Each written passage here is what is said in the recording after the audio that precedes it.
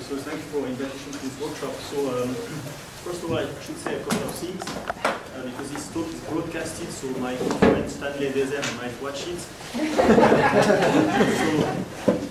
So by consistent, I mean not less consistent, or more consistent than the RBT theory. So sorry. You say. No, I like very much Stanley. He's also a collaborator, but anyway. But the second thing I should say is that because also European big shots might watch the talk, that my work is financed by the government. So my talk is about working out a theory for massive gravity on arbitrary backgrounds out of basically the RBT theory. So it is based on this paper with my student Laura Bernard, our postdoc Michael Franchot, who was a student here in Paris, and we have a collaboration with Angelis, who's here as well. Okay, so the plan of the talk is the following. I will first remind things everybody knows, I think, Fierce-Pauli theory, but it's a way to introduce the notations and to remind some easy counting of degrees of freedom that can be made in Fierce-Pauli theory. Then I will tell you how to basically extract a theory of the massive graviton on arbitrary backgrounds from the RBT theory. And then I will do the degree of freedom counting in this theory.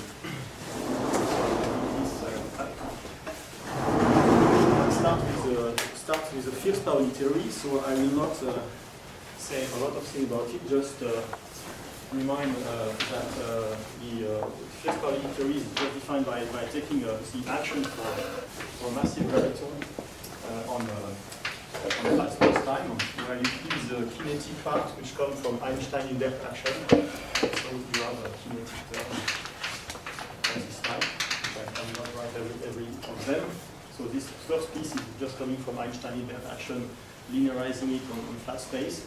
And then you add a master, which has to be of a special form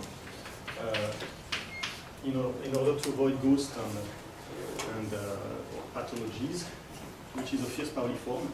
And then you can, of course, couple everything to matter.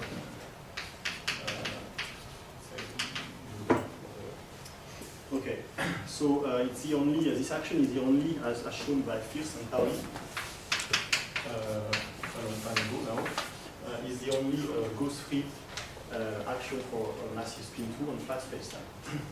So it's easy to get equation of motion, so which read schematically in the following way. So you have a kinetic operator, which I will call here K. And so this comes from the kinetic piece here. And then you have the mass piece, which has this form. Where eta mu is just the metric of Minkowski. And I will call this operator delta E mu bar. And so this is equal to 0 in vacuum. So I will consider for simplicity vacuum case, but everything what I'm going to say can be extended to non-vacuum case. Okay, so now I would like to explain somehow the magic of this action in a very short and simple way by counting degrees of freedom out of this action. So my talk has also a part of magic, which is here. Because I want to keep some equation available to everybody. So this is this equation you recognize. And so the first way to count degrees of freedom here is just to notice that Bianchi identity imposes that when you act with the partial derivative on this guy, this is identity 0.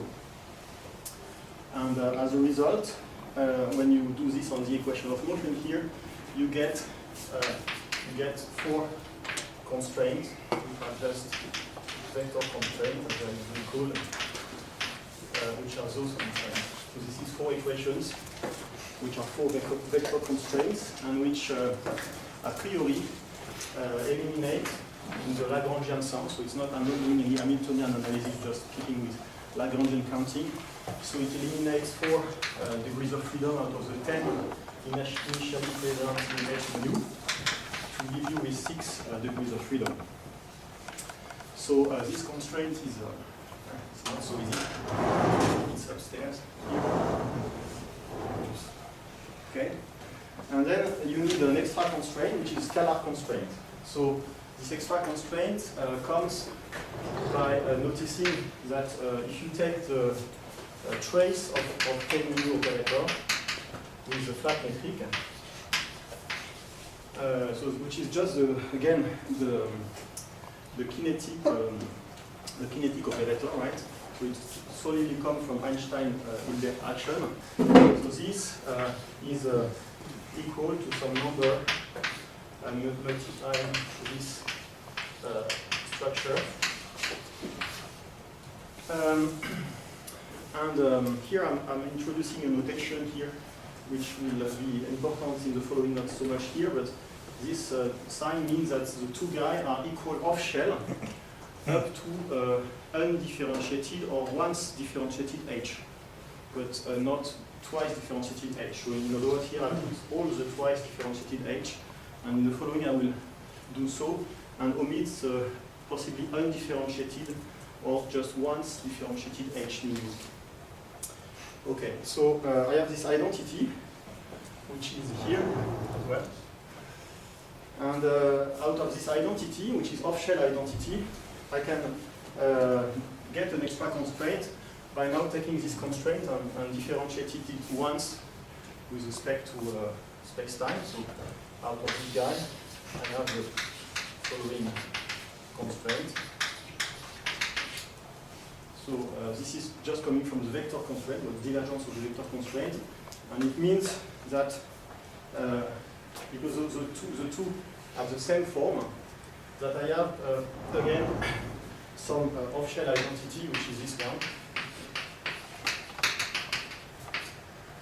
So this is this will give this piece here, and then if I add the correct trace of the equation of motion,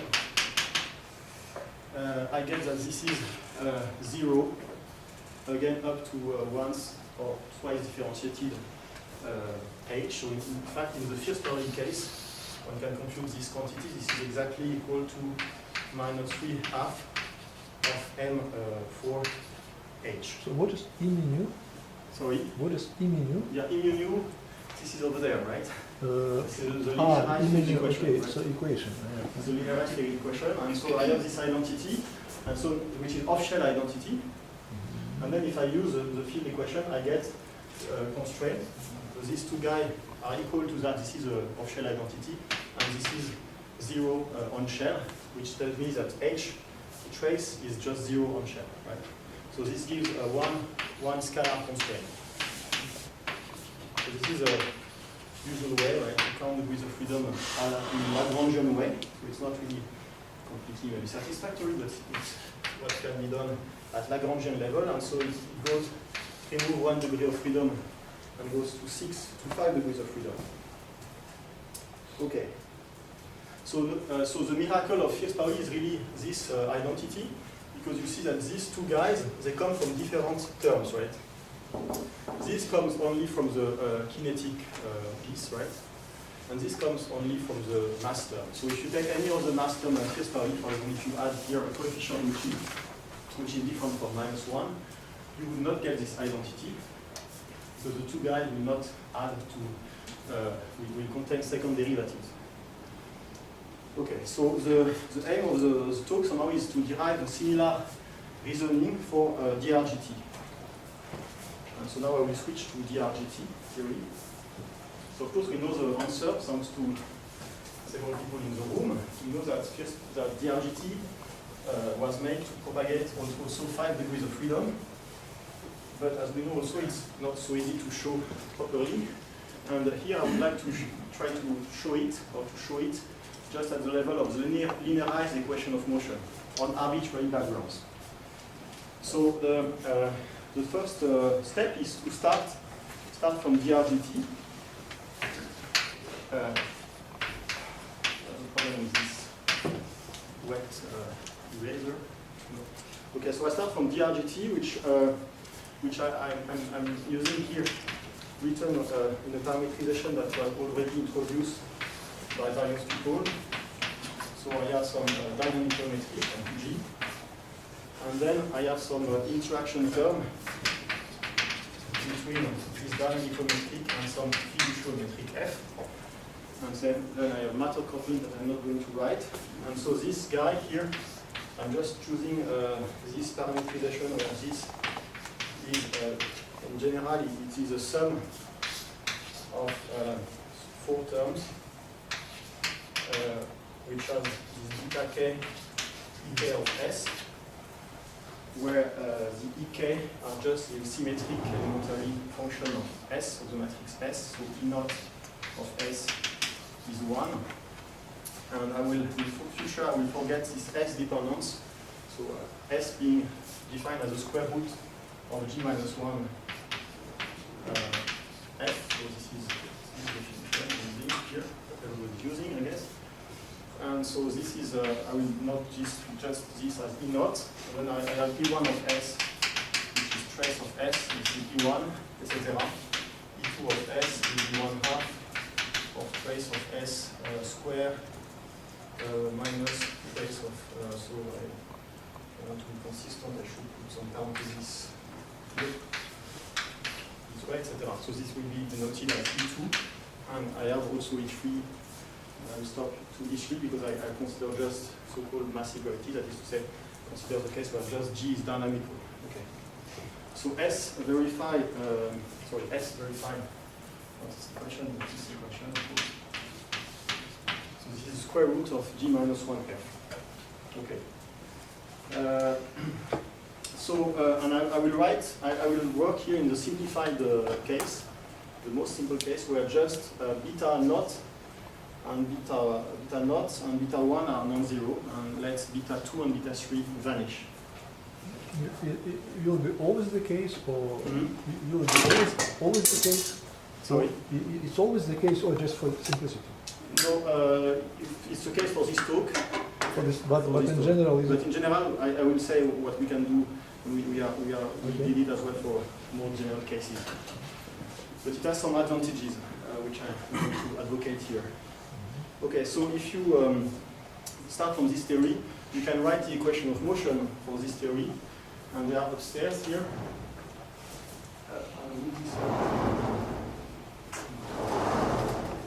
Okay, so here is the equation of motion for this case,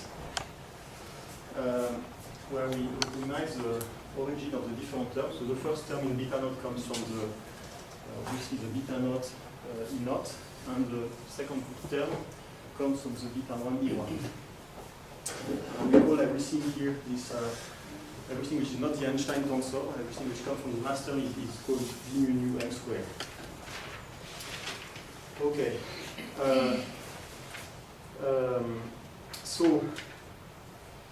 In this case, where just beta 1 and beta naught do not vanish, there is an interesting property, which is that you can, so this is for the background equation, and you can, because it's linear, you see it's linear in S, which is not the case in the beta 2 non-vanishing or beta 3 non-vanishing case. But in this case, you can extract, you can invert this equation and extract S as a function of the metric. So you can get this equation that S mu is given by a function of the Ricci curvature and the metric. So this equation is an exact equation at the background level, and it will be used for us in order to eliminate, because the only place where the fiduciometric F appears is in this S tensor. So it can be used to eliminate F tensor from the linearized equation. That's the trick we're using, and so as a result, we will get a theory for a massive graviton, which will contain an arbitrary background G, but this background G will just be defined by the metric G, and will no longer be containing any reference to the metric F. So, which is a thing you cannot do if beta 2 or beta 3 are not vanishing. And so, right. So here, F metric can be anything. It doesn't have So to be F metric can be anything, yeah. And in fact, it will be. I will not care about putting any restriction on F metric, nor on the parameter, in fact, beta naught and beta 1. So what I'm going to say is valid, in fact, for a larger class of theories than what is usually called pure massive gravity, because it's, for example, it can have, it doesn't have to have a flat solution as vacuum. It doesn't have to go to fixed Pauli theory when you linearize, etc. So it will be, in fact, valid for more general theories than pure massive gravity. But de Sitter is also not a solution in this. Sorry? De Sitter is not a solution also. No, it is, once you choose correctly F. You can choose, if you give me any F, any G, I can solve for F, right? No, but for this parameter, no. Yes. Why do you mean no?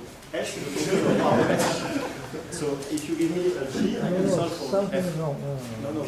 This is we can discuss after. I think this is wrong. Just a matter of choosing F. So of course at the level of yes, F has to be de Sitter also. right. I don't care about F here.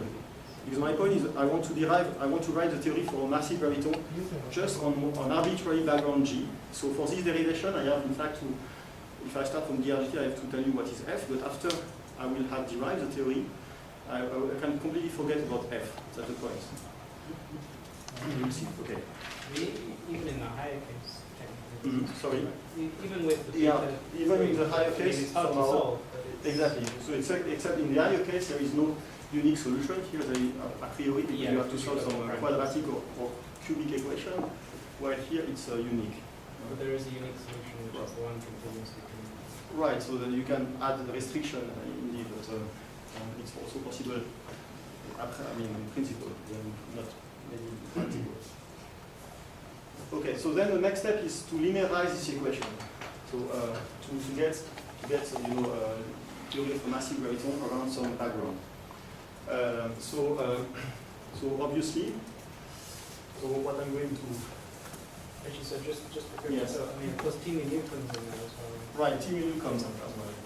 So yes, you can include T mu. Okay, so if I linearize, so I have some equation which schematically I define this delta E mu nu as just a linearization of this operator, so it is containing a delta G mu nu. And then it is containing this m squared beta V mu nu, which is this linearization of this V mu nu operator. And so this V mu nu operator here is containing, so the part proportional to beta naught is very easy, right? So to get. So linearization means I replace V mu nu by G mu nu plus H mu nu, and I keep F mu nu fixed, right? Because F mu nu is just non-dynamical. So obviously the part proportional to beta naught is just given by beta naught H mu nu, but the part difficult to get is the last part, which contains perturbation or linearization of the tensor S, right? And so it is difficult technically. So in fact my talk is about technical fun mathematics somehow. So it turns out that this guy can be obtained by just the definition of S, right? So S was verifying this equation. So this equation, if you linearize it, so let's call this S squared. So if I linearize this equation, I get some equation which is delta S times S plus S times delta S equal delta S squared. All right. And this is the equation I have to solve to get delta S as a function of the metric perturbation. The metric perturbation, you see, it's arising in particular in this S square, right? Because it's easy to get a perturbation of S square at linear order in H. So this equation is known in mathematical literature, and one can obtain its solution. So the corresponding mathematical equation is just the following one. So you want to find a matrix X. So this is a tensor product, but you see it can be considered as a matrix product. And so the equation you want to solve is this one, basically. So where the known is X, and A, B, and C are known, right? Here they are just given by S. So I want to put minus here, I guess. this is minus S, and this is S squared, or delta S squared. And so this equation is called the Sylvester equation, Sylvester matrix equation. So it's a bit redundant because apparently Sylvester is also the guy who invented the name matrix. And so it is known that this solution has a unique solution for x if and only if the spectrum of A doesn't intersect the spectrum of B. And one can get, in this case, one can get explicitly the solution for x in terms of the rest, the other matrices, and in particular, the solution is obtained in as a polynomial expression. And so for us, it means that we have a unique solution for delta S to this equation if the spectrum of S doesn't have intersection with the spectrum of minus S. So basically it means that A minus B has to be invertible, right? Right, exactly. So this is very simple to understand, right? Because if you try to solve the Yeah, equivalent X equation for with real the line. number, right? Exactly. You get something like that, and you have a solution. Sorry, C. Right? You get a solution if A plus is different from. So in the other cases where they do intersect, you have infinitely many solutions in general. Which means for us that in these cases, where the spectrum of S intersects the spectrum of minus S, a priori this equation doesn't have a unique solution and you don't know how to solve it. So I have no idea if these cases are some physical interest, but this is something we So discovered. basically you have to project orthogonal to the space of the common eigenvalue, I guess. Sorry? You have to project orthogonal to the let's say to the linear space made of Yeah, but the you common. still have infinitely many solutions. Yeah, of course. That's why. Right. Yes, yeah.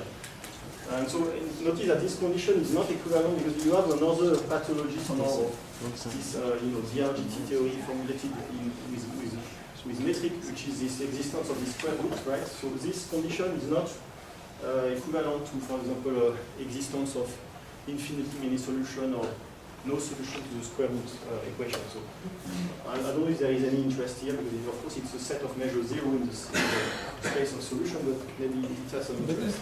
That means that you can solve this for any S which diagonalizes with the Lorentz transformation.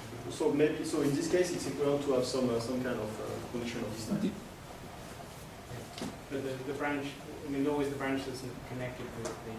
Right, but what I'm going to say here, you see, is more. What I'm going to show is that you have this extra constraint, scalar constraint, for whatever S where you can solve this equation. So even for S which are not connected to identity or whatever, even for S which are made out of F metric which is Euclidean or etc., provided you can solve this equation, you have this extra constraint. So you have to correct in this way. You have this correct. Cedric, may I ask a stupid question? Right. Do you use somewhere the condition is that the reference metric is flat, No, I never use this condition. or therefore it can be just some metric? It's Can not be necessarily any metric not so far which solve this equation. what is the condition that the reference metric is made of Stuckelberg I don't have scales? any condition of this type. Oh, but then it's different theory. Yeah, but I'm saying, It's completely different what I'm theory. saying is valid for a larger class of theory. No, but where is the subset which is DRGT? Well, I'm defining DRGT as this theory where F is arbitrary metric. Oh, but this is a different definition. This Okay, is, fine, that's it's my not- definition. No, That's okay. no, but this There's is. always some massive everything in a given background, of course. Okay, fine. That's my definition. So If you it's don't different- like it, It's a okay. different theory, I understand. You're perfectly free not to like it. Yeah. But No. no, I'm stressing that in this sense it's maybe more general than pure massive gravity. But the point is these always have to be disconnected branches. The normal branches where S is diagonalized by Lorentz transformation, then that equation is solved. If S can be diagonalized, then the equation is algebraic. Not absolutely sure about that. Maybe you can. No, that's very You see, you can have a diagonalized, you can have a diagonal S, right? where this condition is not reached. Yeah, but look at the equation. If S diagonal, I can simply solve No, it. because you have to reach this condition. One of the eigenvalues is 0. Yes, or when the eigenvalue is 1. But those and are 0. precisely the cases where we know that these simple functions. Well, I don't know if it's strictly equivalent, so maybe you can discuss that, but I'm not sure. But you It's can a have, physical Also, proposition. you can have a S, like take a S which is 1 minus 1 and 1, 1, for example. Right, no, I understand what you're saying, but all of those cases are disconnected from the branch in which the figures are from. So it Well, would I have to define, depend if on I define the those- theory in the way I'm telling you, right? Then I'm telling that this theory has all these constraints, right? Which remove 5 degrees of freedom. Right. So No, I know. I'm just Okay. clarifying that you're Okay. talking about extended branches, which are not the branches that we were talking about. yeah, in general, I agree, but I am not saying. But it might be that there's still. I mean, I'm not sure that this condition is strictly equivalent to the condition you're talking about.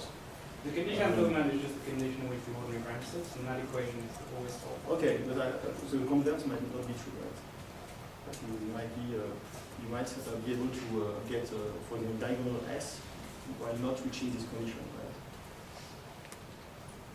Because again, the condition, the mathematical condition is this one, which you can get for the diagonal S with eigenvalues which are such as if one is in the spectrum, the opposite is also.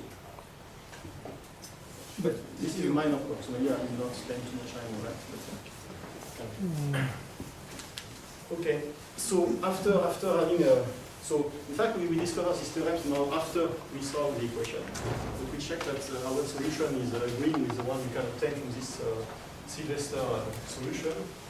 And so you can get, that you can get some explicit form for this linearization, where every complicated stuff comes in this M here. So I'm just going to write some of the term which enter into this big M.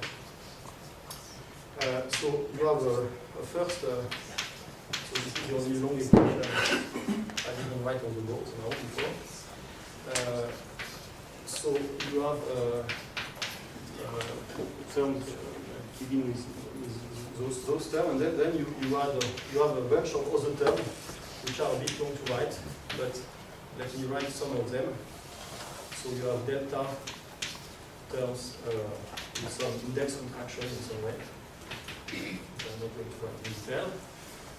So where E4 is this function and C1 is some combination of this E function as well.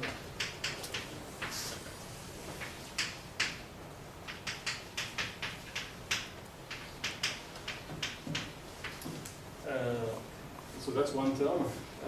Then you have a term which is similar, where you replace now delta by S. So you contract indices in various ways. You have S unit, for example, times G rho sigma, G min S rho sigma, etc. And then you have a bunch of other terms, 10 in fact, where the powers of S here increase up to the last one, which is a C3 term. So there is still a coefficient C3 which has similar form. C2 also has similar form as C1. The last one is S3 to the power mu, S3 to the power rho sigma times H rho sigma. And then you stop at S3. Yeah, so you have all a bunch of contractions of S on the metric, where the higher power is the third power of S. And there is a reason, a deep reason behind that, which is the Cayley-Hamilton theorem. So the Cayley-Hamilton theorem is written here, and it tells you that for an arbitrary matrix S, you have this equation, which is an identity, which tells you that you can replace in particular all power of S higher than 4 by lower power of S. So it means it implies in particular that here you stop at S3 and you don't have S4, etc., because all the other terms will be you will be able to replace them by lower power of S. So this will play a role in the following. That's why I'm writing it here. Okay. So now you have defined your theory, and so in this theory here, you can use the background equation over there to replace S as a function of Ricci and the metric. So you get a theory which is written for an arbitrary metric G, right? For a graviton H mu, which is the perturbation of this metric, where any occurrence of S or F has disappeared. No, Cedric, again, say this S is fulfill certain conditions, because otherwise it cannot be true. No, S doesn't. So once you replace S by this equation. No, this I'm talking about the theory, the Cayley Hamilton theory. No, this is true. This is true? Of course, this is For any four dimensions. For any how Four many? dimensions. Ah, 4 dimensions. Okay, So, fine. This is telling you that the matrix is cancelling its characteristic equation, right? Okay. So it's for any. So recall that E is a function of S, right? Okay. So E1 is a trace of S, etc. Right? Okay, so then you have a theory which is purely defined in terms of one metric G and H, and then you can we can forget about GRGT and try to see if solely from this equation here you can count the number of degrees of freedom of this theory and find phi. That's what I'm going to do now. If there is no questions. And so I would advocate that this written in this way, you know, this theory is a good theory to be used when you want to write an arbitrary theory for a massive graviton on some arbitrary background. Okay, so that's the third part of my talk. So the idea is to parallel what can be done in First-Pauli. So the first thing you can do is to use again Bianchi identity, which tells you that you have these identities, which comes on the linearized Einstein tensor. Right? Yeah. So when you apply this identity, so this is just linearized Bianchi identity. So again, this means that this is an off-shell identity. So there are terms here which are linear in H, or first derivative of H, which I don't care about because I'm interested in finding a constraint. So I can use this identity in the field equation, and so I take a covariant derivative of the field equation, and so if I do so on off shell, I get that the piece coming from delta G mu disappear, and I just have some constraints on identity, which is this one. So this comes like that, H O sigma, H O sigma. And this is weakly equal to 0. And this is now on shell. Then I ask that this is 0. This gives me 4 vector constraints.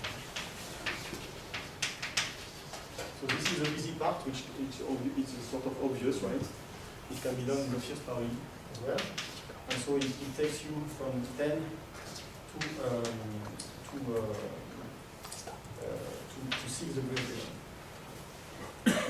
So the hard part is to get the extra constraint, which we know it should be there also, although it's not obvious that it should be there in a covariant way, as I'm explaining here. There is no good reason, I think, to be true. But anyway, it turned out that it is the case, as we now show. So in the scalar constraint, you want to follow the First-Pauli track. So the next step was to trace the field equation and trace the derivative of this identity here, or rather this identity.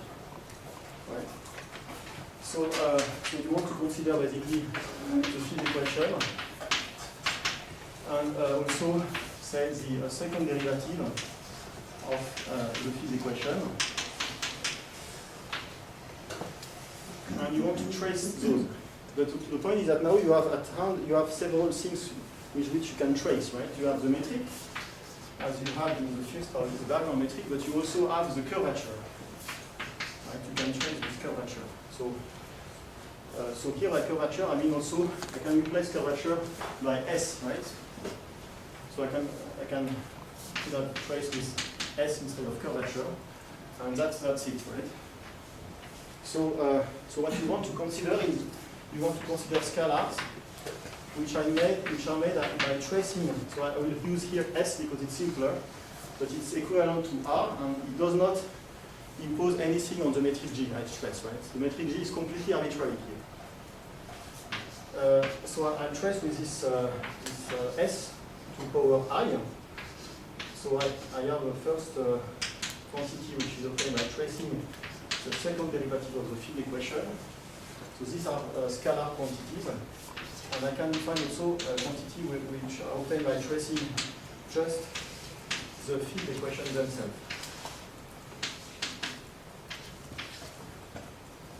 Okay.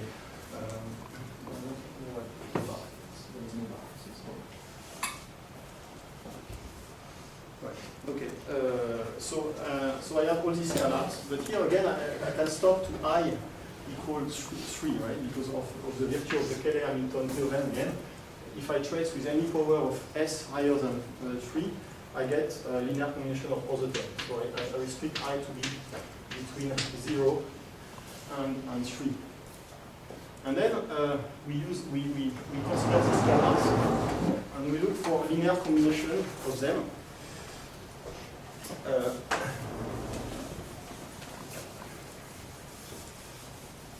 As we can do for First Pauli on flat space again. So we look for a linear combination of the scalar with coefficient U and V, which are weakly zero of shell, right? Where U and V have to be determined, but we know that they can be function of S and G mu. In the same form.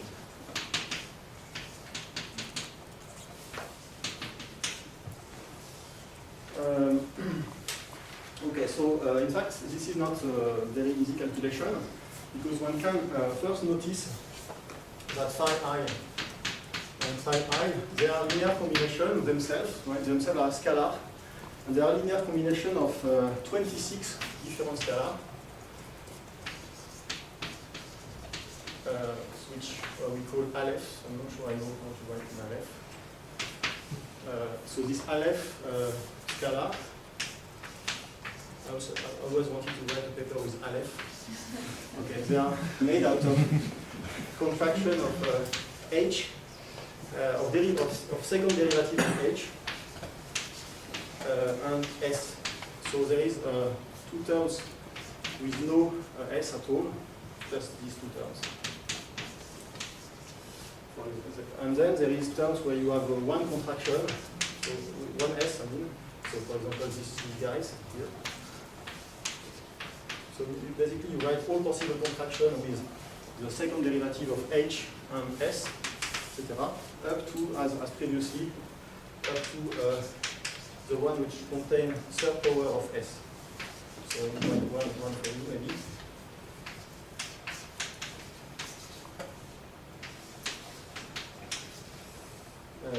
Okay, and there is an A2 term. Okay, so this is a set of these 26 scalars. And a priori, to fulfill this equation, you should cancel each coefficient of this 26 scalar, right? The problem is that you see you have a priori 8, or rather 7 if you allow yourself to normalize one, which you can always do. You have 7 coefficients U and V to find with 26 equations, right? Which is a priori not possible. And so here is a, so there should be something happening in order for that to be possible, if it's possible. Yes, okay. And so, in fact, the first thing you can notice is that these Aleph's coefficient, this Aleph scalar, sorry, they are not all independent from each other, despite what it may seem. And this can be seen using this Cayley-Hamilton theorem once again. In the following way, I'm going to explain. So if you want to be pedantic, you can say also you use the so-called second fundamental theorem of invariant theory, it has a name. But it is a simple observation which is as follows. You write some arbitrary, consider some arbitrary tensor, which are 1-1 tensor, so D, and you take 4 of them, say.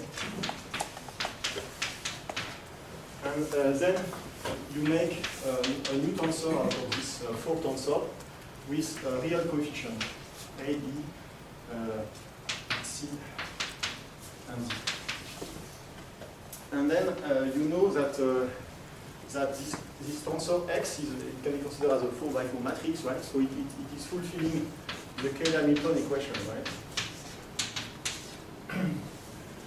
But the point is that since it is an identity, it means that if you now replace X by this linear combination and extract terms which have the same degree of homogeneity in the coefficient A, B, C, D, you get non-trivial, a priori, identities between powers of A, of big A, big B, big C, and big D. And you will get several of them, and these are sort of extension of the kind of Cayley-Hamilton relation for power of matrices. So this is the so-called, apparently, second fundamental theorem of invariant theory. And so we can do that, get these relations between matrices A, B, C, D, and then we replace A by H, B by S, C by S squared, and D by S cubed. So we get some relation between these matrices, and then we further, so you see here there is no derivative, and what we are interested in is the relation between contraction of second derivative of H and S. So what we can do is that we can act with two derivatives on these equations that we have extracted and let those two derivatives act on H only. And so of course there will be also derivatives which will act once on H and once on S, for example, or twice on, on S, etc. But this will contain only first differentiated H or zero differentiated H, right? So it will give us identity up to 0 with this tilde sign, right?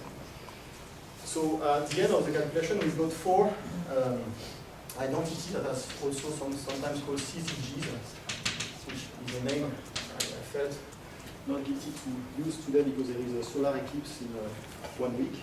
So it's a name which is also used in astronomy, as you may know. Okay, so we've got four identities between those quantities here. So to give you one example, in the maybe few things this identity. So here is one such identity. So you have an identity which is actually not very easy to find, which has this 4 here.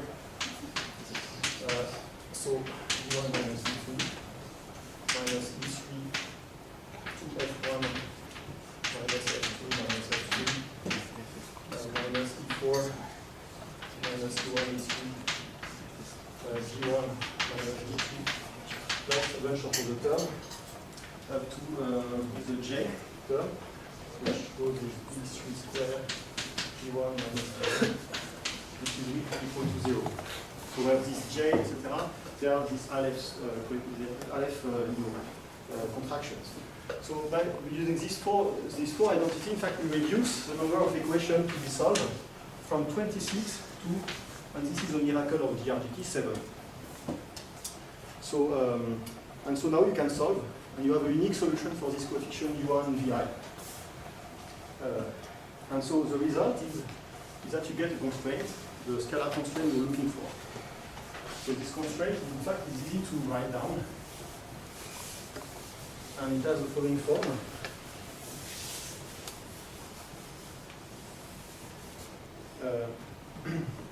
So you have minus m squared beta 1 e4 over 2 psi naught minus e3 psi naught plus e2 psi 1 minus e1 psi 2 plus psi 3, which is equal to 0. So that's an identity of shell identity, and in fact one can notice that this whole guy has a simple expression. It is proportional to S minus 1 mu sigma d sigma d mu delta mu. Okay, so that's the constraint, that's the scalar constraint we are missing, which allows you to go from 6 to 5 degrees of freedom. Okay. Is the whole guy mean with the first piece? Or Yeah, so yeah, everything, so you have to write this on shell you banish it, right? And this whole piece, this piece here is just this guy here. This psi piece can be written in this way.